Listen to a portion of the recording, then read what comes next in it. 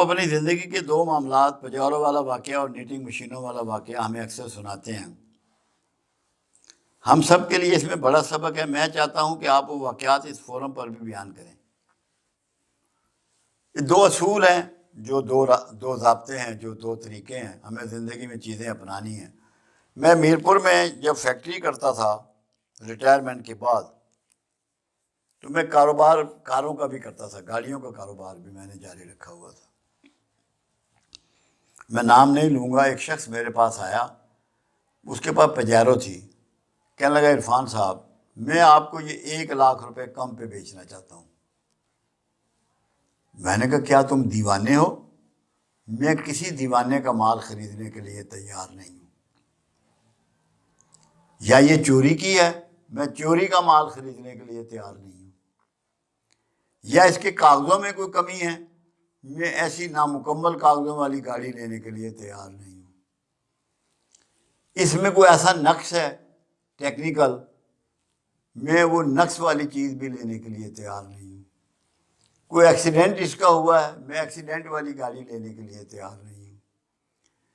تم اگر مجبور ہو، تمہیں کسی کو پیسے دینے ہیں، ادائیگی کے لیے تمہیں پیسے میسر نہیں ہیں، میں تمہاری مجبوری خریدنے کے لیے تیار نہیں ہوں. یہ بات صرف اس لیے ہے اگر آپ لالچ کا شکار نہ ہوں تو کسی جال میں پھنسنے سے بچ جائیں گے اور کسی کا استحصال کرنے سے بچ جائیں گے. اگر وہ ضرورت مند تھا اور واقعی وہ ضرورت مند تھا تو 1,00,000 روپے کا مطلب یہ تھا کہ وہ اس میں اپنی ضرورت بیچ رہا ہے، اپنی مجبوری بیچ رہا ہے. مجبوری خریدنے والا ظالم ہوتا ہے، ظلم کا ارتکاب کرتا ہے، ناانصاف ہوتا ہے، بے ایمان ہوتا ہے. تو میں ایسا نہیں کر سکتا.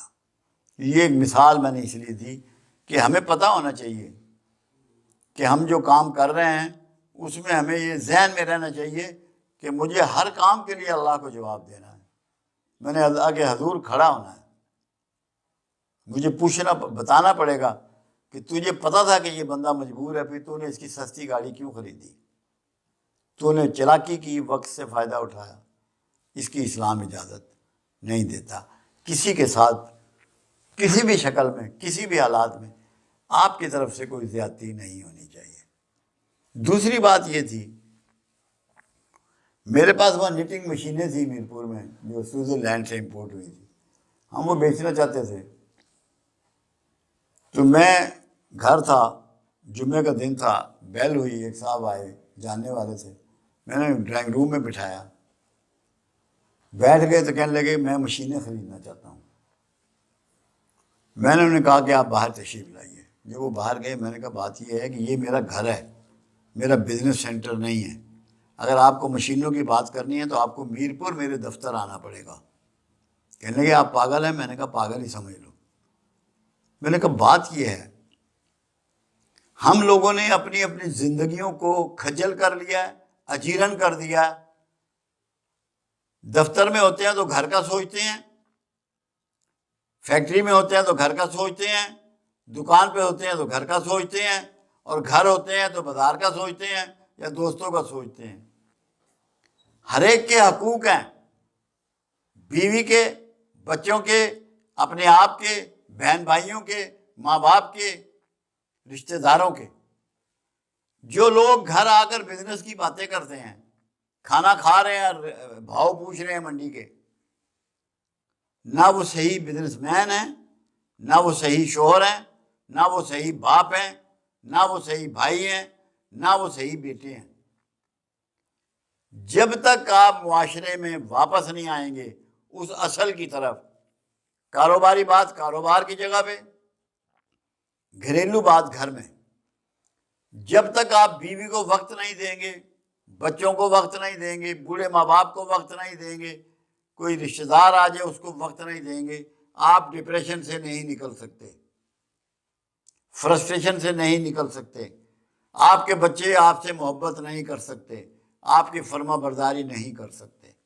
لوگ بہت پریشان ہیں. ہمارے پاس روزانہ لوگ آتے ہیں، کہتے ہیں بچے کہنا نہیں مانتے، بچے عزت نہیں کرتے.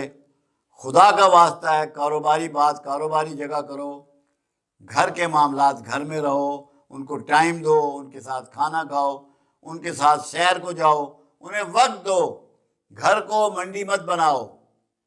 یہ میں اس کے حوالے سے بات کرنا چاہتا ہوں۔ گھروں میں حالات لوٹ آئیں گے، بچے فرما بردار ہو جائیں گے، بچے پیارے ہو جائیں گے، بیوی سے تعلقات ٹھیک ہو جائیں گے۔ یہ بہت ضروری ہے۔ اس کی ایک وجہ اور بھی ہے جو سمجھنا ہے۔ جب تم گھر والوں کو خوشی دو گے، کیونکہ جب تم نے دنیا سے چلے جانا ہے تو دکھی کر کے جاؤ گے نا، انہیں دکھی دے کے جاؤ گے نا۔ جانے سے پہلے انہیں سکھ تو دو، ان کو وقت دو، ان کو احترام دو، ان کو محبت دو، ان کو عزت دو۔ وہ تبھی ہوگا کہ جب گھر کو کاروباری مرکز نہیں بناؤ گے، گھر کو گھر بناؤ، اپنی زندگی کو رشتوں میں تقسیم کرو، رشتوں کو احساس کرو۔ یہ ہے یہ مسئلہ، اگر کوئی سمجھے تو جو میں بات کرنا چاہ رہا تھا۔